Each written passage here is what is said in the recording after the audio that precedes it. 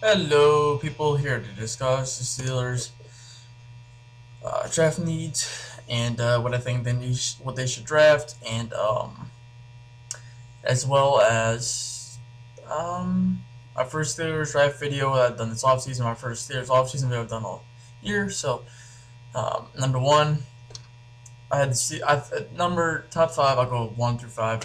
Number one thing for me is inside linebacker. We did sign John Bostic. He's a depth signing, just a depth signing. Um, he's been decent in his career, nothing special, nothing terrible, just decent. So that's a typical Steelers signing. Number two, I had the Steelers defensive back as their biggest need. Defensive back meaning safety or corner. I think our corners are pretty decent. I like Joe Hayden. Artie Burns is decent. Cameron Sun's decent. Mike Hilton's decent. And we have Brian Allen, who's a project. So I think main thing we're looking for here is like if a top corner falls, take him. If not, top safety. Specifically a free safety or strong safety, one of the two. Because Sean Davis is, I don't know what he is. I don't know if he's a free or strong. He plays strong safety, but Mike Mitchell's gone, so that's all I know, and I'm glad. Number three, biggest need is outside linebacker.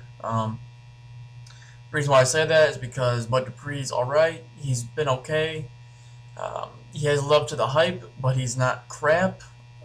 Well, they do drop their outside linebackers in coverage quite a few times. I think Bud Dupree's okay, but our other one is TJ Watt. I think he'll be a beast, personally. I think he'll be pretty good. But if you don't think Dupree's worth the fifth-year option, which is $8 or $7 million against the cap, and you think you're going to release him, I think you can definitely draft an outside linebacker this year. Number four, this is going to scratch a lot of people's heads, but this is what I personally think our fourth biggest need is receiver. I'm aware of this year. We have Antonio Brown, Martavis Bryant, Juju Smith-Schuster. But the problem is, after this season, only Juju and Antonio Brown are there. Eli Rogers is a free agent, and Eli Rogers is also he's coming up with torn ACL this year. So who's our third guy? Who's our fourth guy? What if AB goes down? What if Juju? You just got to be sure.